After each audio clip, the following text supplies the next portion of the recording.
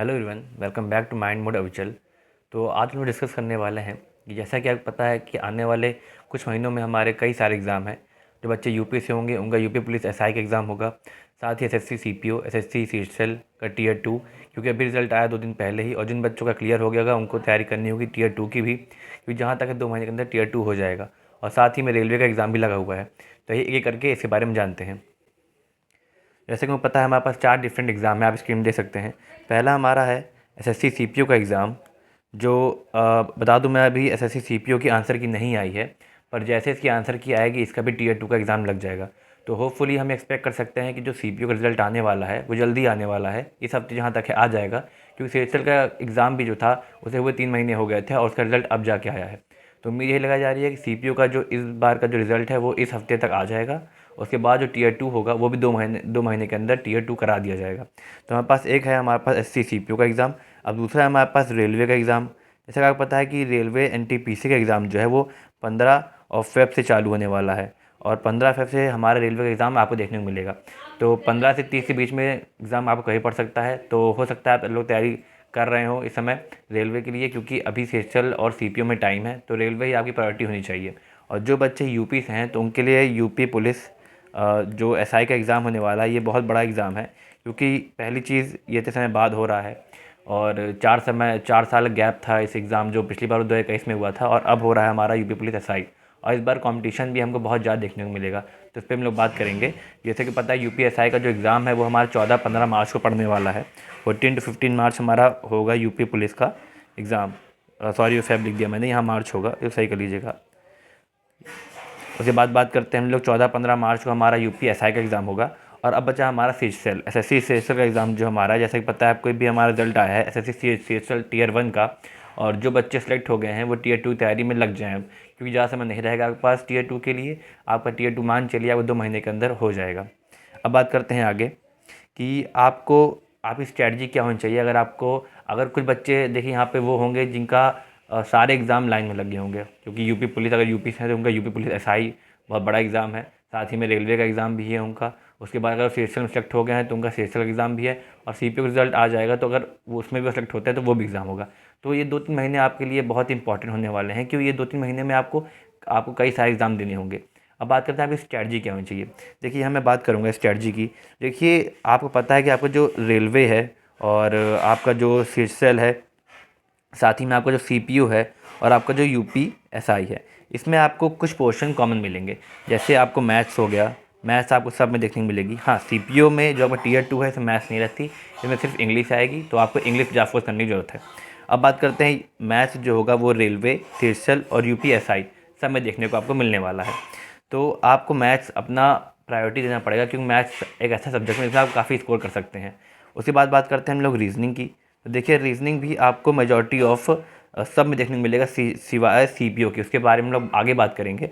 तो railway, CHL और UP SI इन सब में आपको रीजनिंग भी कॉमन मिलेगा। अब एक चीज़ आती है जो कि सीपीओ में है, वो है इंग्लिश, और आपका जो यूपी एसआई में है वो आपका हिंदी। तो इन दोनों चीज़ पे फोकस करने की आपको बहुत ज़रूरत है। बाकी मैं बता दिया कि मैथ्स और रीजनिंग 2 ऐसे सब्जेक्ट हैं जो आपको दोनों में देखने को मिलेंगे। अब और एक और सब्जेक्ट है जो कि है जीके जीएस। ये भी आपको तीनों पेपर में देखने को मिलेगा एक्सेप्ट सीपीयू। तो फिर मेन आपको ध्यान देने वाली चीज़ है कि आपको मैथ, रीजनिंग और जीके जीएस पे आपको स्ट्रांग पकड़ बना के रखनी पड़ेगी, क्योंकि ये तीन अगर आप स्ट्रांग हो जाएंगे तो आपको बहुत फ़ायदा मिलेगा आपके रेलवे, सीएचएल और यूपी एसआई एग्ज़ाम में। सीपीयू में आपको इंग्लिश पे ज़्यादा प्रायोरिटी देनी पड़ेगी, क्योंकि उसमें इंग्लिश ज़्यादा आती है। उसके बाद बात करते हैं यूपी एसआई में हिंदी बहुत इंपॉर्टेंट है। इसमें आपका यूपी एसआई बता दूँ मैं आपको, इसमें आपको पॉलिटी पे ज़्यादा ध्यान देने की ज़रूरत है, क्योंकि पॉलिटी से मेजॉरिटी ऑफ क्वेश्चन आते हैं। और रेलवे, सीएचएल और यूपीएसआई तीनों की बात करें तो उसमें मैथ्स, रीजनिंग और जीके जीएस, तो ये 3 चीज़ को आप प्रायोरिटी देनी पड़ेगी। सबसे पहले आप यहाँ पे आप देख जानते हैं ऐसे कि यूपीएसआई का जो एग्ज़ाम है वो 14 से 15 मार्च के बीच में है। सबसे पहले आपका जो पेपर पढ़ने वाला है वो है आपका यूपीएसआई। तो जो बच्चे तैयारी कर रहे हैं इस समय मैं उनको यही बोलूँगा कि आपके पास बहुत कम दिन रह गए हैं, तो आप क्या करिए, आप सिर्फ हिंदी को फोकस करिए। जिन बच्चों का हिंदी कमज़ोर है वो यूपीएसआई में सिर्फ हिंदी फोकस करिए, क्योंकि अगर आपका 14-15 मार्च को एग्ज़ाम हो जाता है तो आप एक पेपर से छुटकारा पा जाएंगे, आपका पेपर 1 कंप्लीट हो जाएगा। उसके बाद जो आपको प्रायोरिटी देने वाली चीज़ है वो आपकी है रेलवे, क्योंकि आपका 15 तारीख से आपका रेलवे का एग्ज़ाम चालू हो जाएगा। तो 15 से 30 के बीच में आपका रेलवे का एग्ज़ाम होगा, और रेलवे में आपको क्या प्रायोरिटी देनी है, उसमें मैं बता दूं, आपके अगर मैथ और रीजनिंग सही है तो आपको ज़्यादा फोकस करना होगा आपके GS GK plus current affairs पे, क्योंकि करंट अफेयर्स इसमें काफ़ी क्वेश्चन देखे गए थे पिछली बार भी, और इस बार भी जहाँ तक चांसेस हैं करंट अफेयर्स के काफ़ी क्वेश्चन आने वाले हैं। और बात करें हम लोग, अगर आपको एक बार रेलवे का एग्ज़ाम हो जाता है तो आपका मार्च में यूपीएसआई और रेलवे दोनों आपका एग्ज़ाम आपका कंप्लीट हो जाएगा। तो मार्च में आप इन 2 एग्ज़ाम से छुटकारा पा जाएंगे। फिर उसके बाद जो आपका मेन प्रायोरिटी होने वाला है वो है सीएचएल, क्योंकि देखिए सीपीयू का आंसर की नहीं आई है, तो उम्मीद ये लगाई जा रही है कि जो सीपीयू का जो टीयर 2 होने वाला है वो सीएचएल के बाद ही होगा। तो आपको उसके बाद ध्यान देना है अपना सीएचएल में, क्योंकि सीएचएल जहाँ मान चलिए 2 महीने आपको तो मिलेंगे ही मिलेंगे अभी। तो क्योंकि सीजीएल भी आने वाला है तो ये लोग यही ट्राई करेंगे कि ये लोग पहले सीएचएल का एग्ज़ाम कंप्लीट करवा दें। तो सीएचएल का एग्ज़ाम कंप्लीट होगा 2 महीने के अंदर ही, तो आपको सीएचएल फोकस करने की ज़रूरत है। और सीएचएल में क्या स्ट्रैटेजी रहेगी मैं आपको बता दिया, आपको क्या की चीज़ों पे आपको प्रायोरिटी देना है, किस चीज़ पे फोकस करना है, मैंने आपको वही बता दिया है। तो सीएचएल भी आपको जहाँ तक देखा जाए मार्च के बाद अप्रैल में देखने को मिल सकता है टीयर 2, तो इस पर आप फोकस करिए। और एक और चीज़, इस बार जो पिछली बार सीजीएल में हुआ, अभी देखा आपने हाल ही में कि कंप्यूटर बहुत बच्चे लैग कर गए, तो इसमें आपको प्रायोरिटी देने की, कंप्यूटर जो है आपको काफ़ी प्रायोरिटी देनी पड़ेगी उसको, क्योंकि सिर्फ रट के इस बार नहीं होने वाला, आपको थोड़ा प्रैक्टिकल भी करना पड़ेगा। तो फिर आप कंप्यूटर को ज़्यादा टाइम दीजिए। और बाकी जो बच्चे सीजीएल दिए हैं उनके लिए मैं बता चाहूँगा, अगर आप सीजीएल पर फोकस करना चाह रहे हैं तो आप कंप्यूटर को टाइम दीजिए। अब बात करते हैं आपके पास कौन सी बुक्स होनी चाहिए, कौन से आपके ऑथर होने चाहिए, मतलब कौन से मतलब टीचर होने चाहिए आपके पास। तो मैं आपको बता दूं कि टीचर देखिए यहाँ पे बहुत से अवेलेबल हैं। मैं पर्सनली जिनसे पढ़ा हूँ मैं उनको मैं रिकमेंड कर सकता हूँ, या जो बच्चे मेरा वीडियो देख रहे होंगे मैं उम्मीद करता हूँ कि वो सब कहीं ना कहीं से अपना कोर्स कंप्लीट किए ही हैं। तो सबसे पहली बात, अगर आपने कोर्स कंप्लीट किया है सबसे पहले आप रिवीजन चालू कर दीजिए, क्योंकि रिवीजन बहुत ज़रूरी है। बुक्स अगर किसी के पास नहीं है, अगर उसने नोट्स बनाई है तो मैं कहूँगा अपनी नोट्स को आप रिवाइज करिए, क्योंकि अब टाइम बहुत कम रह गया है। आपने हिंदी की नोट्स बनाई होगी तो आप यूपीएसआई के लिए हिंदी की नोट्स पढ़िए। आप सीपीयू के लिए इंग्लिश पढ़ना चाहते हैं तो आपने इंग्लिश नोट्स बनाई होगी तो आप इंग्लिश से पढ़िए। बाकी मैथ रीजनिंग आप जहाँ से पढ़ें आप उसके रिवाइज़ करिए। उसके बाद टीचर, जैसा कि पता है मैथ्स के लिए कई बहुत सारे टीचर हैं, जैसे गगन प्रताप हो गए, हमारे अभिनय सर हो गए, अजय रंजन सर हो गए, काफ़ी टीचर्स हैं। रीजनिंग के लिए ऐसे हैं, आपके इंग्लिश के लिए काफ़ी टीचर्स हैं। तो आप जिन टीचर से पढ़ें उनकी नोट्स से आप रिविज़न करिए और बार बार रिविज़न करिए, क्योंकि रिवीजन ही एक ऐसी चीज़ है जो आपको सिली मिस्टेक से बचाती है। तो रिवीजन बहुत ज़रूरी है। और यूपीएसआई के लिए जैसा कि मैं कहा, आपको सबसे ज़्यादा ध्यान देना चाहिए समय हिंदी पे। उसके बाद अगर आपका यूपीएसआई कंप्लीट हो जाता है फिर आपका रेलवे आता है। तो रेलवे में जैसा कि आपको पता है रेलवे में क्या आपका इंपॉर्टेंट है, वो है करंट अफेयर्स। अब करंट अफेयर्स कहाँ से पढ़ें तो बता दूं मैं कि जो परमार सर हैं उन्होंने अपनी पीडीएफ प्रोवाइड कर दी है करंट अफेयर्स की, तो उसका अगर आप प्रिंट आउट निकलवा सकते हैं तो उसका प्रिंट आउट निकलवा के रख लीजिए और उससे मल्टीपल टाइम रिवीजन करिए, क्योंकि सीजीएल में देखा गया था कि काफ़ी क्वेश्चन करंट अफेयर्स से आए थे। तो रेलवे में भी यही उम्मीद है करंट अफेयर्स से काफ़ी क्वेश्चन आएंगे, तो उसको आप बिल्कुल निगलेक्ट मत करिएगा, करंट अफेयर को सीरियस लीजिएगा और करंट अफेयर्स पढ़ के जाइएगा। उसके बाद बात करें सीएचएसएल की, तो जो बच्चे सीजीएल दे के हैं उनके पास थोड़ा प्रॉफिट होगा, बस उनको सीएचएसएल में एक चीज़ फोकस करनी है ज़्यादा, वो है कंप्यूटर। तो आप कंप्यूटर ज़्यादा फोकस करिएगा। अब कंप्यूटर कहाँ से करें, तो देखिए कंप्यूटर को मैं बता सकता हूँ कि कंप्यूटर जो मैंने पढ़ा परमार सर से पढ़ा था, जो परमार सर ने पीडीएफ जो उनके बैच में अवेलेबल है वो सारी पीडीएफ मैंने निकलवा ली थी और मैंने उसी से पढ़ा था। तो मेरे सीजीएल में भी कंप्यूटर में अच्छे नंबर आए थे, तो कंप्यूटर आप वहाँ से पढ़ सकते हैं, या फिर कंप्यूटर के लिए आपको बता दूँ मैं अरोड़ा सर हैं जो यूट्यूब पढ़ाते हैं, आप उनसे पढ़ सकते हैं। पर मेरी रिकमेंडेशन परमार सर ही है, क्योंकि उनकी जो नोट्स हैं वो काफ़ी कंसाइज हैं और उनसे आप जल्दी रिवाइज कर सकते हैं, और सिर्फ उसमें वही चीज़ दी है जो इंपॉर्टेंट है, ना कि इधर उधर चीज़ें। तो आप वहाँ से पढ़ सकते हैं कंप्यूटर के लिए। अब बात करें सीपीयू के लिए, तो सीपीयू के लिए मेन आपकी इंग्लिश है। तो इंग्लिश के लिए आप अपनी नोट्स से मल्टीपल टाइम रिविज़न करिए, क्योंकि अगर आप रिविज़न नहीं करेंगे तो आपको बहुत दिक्कत आ सकती है। और बाकी दो सेकंड चीज़ है आपका फिजिकल को आपको तैयार करना ही करना है।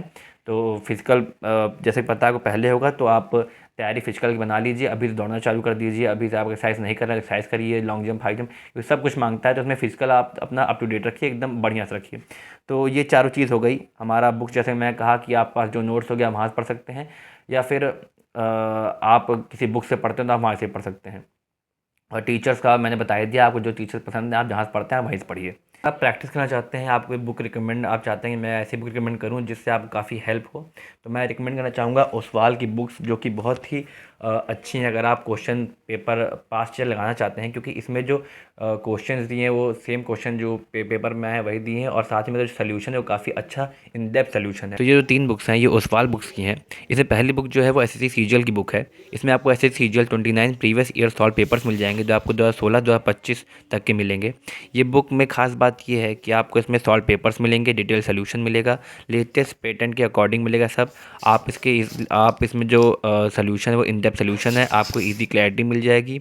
तो अगर आप 2026 के लिए सीजीएल की प्रिपरेशन कर रहे हैं तो ये आपके लिए बुक बहुत इंपॉर्टेंट होने वाली है। साथ ही में अगली बुक जो है सीजीएल की बुक है। इसमें जो है 17 2025 तक के आपको 29 प्रीवियस ईयर सॉल्व पेपर्स मिलेंगे। साथ ही में सीपीओ और सीएपीएफ की बुक है। अगर आप दिल्ली पुलिस एसआई या फिर सीएपीएफ एसआई की तैयारी कर रहे हैं, अगर आप मेरा ये कोड अविचल 10 यूज़ करते हैं तो आपको एक्स्ट्रा डिस्काउंट मिलेगा। तो अभी आप जाकर डिस्क्रिप्शन में चेक कर सकते हैं। अब बात करते हैं आगे, क्योंकि देखिए ये बहुत इंपॉर्टेंट सिचुएशन, डू और डाई सिचुएशन। ऐसा मैं इसलिए बोल रहा हूँ क्योंकि इस समय जो एग्ज़ाम्स लगे हुए हैं काफ़ी अच्छे एग्ज़ाम्स हैं, चाहे आप रेलवे का ले लीजिए, चाहे सीपीओ टियर 2 या फिर सेशल टियर 2 ले लीजिए, तो सब काफ़ी इंपॉर्टेंट। और यूपीएसआई जैसा मैं कहा 4 साल बाद वैकेंसी आई है, तो सारे एग्ज़ाम काफ़ी इंपॉर्टेंट एग्ज़ाम है। तो यहाँ पे अगर आप आलस कर जाते हैं या फिर आप पढ़ने का मन नहीं करता है, तो मैं यही बताना चाहूँगा कि देखिए ये आपकी डू और डाई सिचुएशन है, क्योंकि ऐसे मौके बार बार नहीं आते हैं। तो आपको इस समय एकदम जी जान लगा के पढ़ाई करनी चाहिए, क्योंकि मान चलिए मैं जैसा कि बताया 15 दिन आपके पास यूपीएसआई के लिए सिर्फ बचे हैं, साथ ही में आपके पास रेलवे के लिए भी सिर्फ आपको 15 दिन बचे हैं।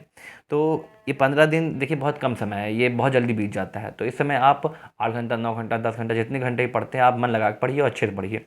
खासकर सीजीएल में जैसा कि सीजीएल देखा गया, जैसा कि बहुत बच्चे कंप्यूटर में फेल हो गए, तो इस बार आप वो बिल्कुल गलती मत करिएगा। सीजीएल में जो बच्चे हो गए हैं वो अच्छे से मन लगा के पढ़ें, और जहाँ से मैं जैसे आपको बताया कि आपको कहाँ नोट्स मिलेंगी, कहाँ से पढ़ना है, तो आप वहाँ से पढ़ सकते हैं। और ख़ासकर सीपीओ के लिए भी इस बार सीपीएम कट ऑफ उम्मीद लगाई जा रही काफ़ी कम जाने वाली है। तो उसके लिए उसके बाद जो फिजिकल होने वाला है, तो फिजिकल के लिए आप बिल्कुल तैयार रहें आप। और साथ ही में आप इंग्लिश पढ़ते रहें, क्योंकि इस बार मौका काफ़ी अच्छा है। मैं फिर कहना चाहूँगा मौका तो काफ़ी अच्छा है। अगर ये मौका आपके हाथ से निकल गया तो नहीं पता हमको फिर ये मौका कब मिलेगा, क्योंकि जैसा कि आप देख सकते हैं एसएससी में क्या हो रहा है, कितना टाइम लग रहा है रिजल्ट आने में, कितना टाइम लग रहा है बाकी सब चीज़ें होने में। तो बिल्कुल अनसर्टेन है कि इन फ्यूचर क्या होने वाला है। तो आप लोग अभी एकदम लग जाइए पढ़ाई में, और मेरा भी पेपर निकला है, मैं भी पढ़ाई में लगा हुआ हूँ। ये इंपॉर्टेंट आप लोग की वीडियो है, क्योंकि आप लोग भी बहुत लोग इस समय इसमंजस में होंगे कि 4 पेपर की तैयारी कैसे करें। तो मैं कैसे करने वाला हूँ, मैंने आपको एक आइडिया बता दिया, और अगर आपको ये आइडिया अच्छा लगता है तो आप भी इसको फॉलो कर सकते हैं। ठीक है, मेरा वीडियो बस यहीं तक था। Thank you. अगर आपको वीडियो मेरा अच्छा लगा हो तो इसको लाइक शेयर सब्सक्राइब जरूर करिएगा। थैंक यू, मिलते हैं आपको नेक्स्ट वीडियो में। All the best.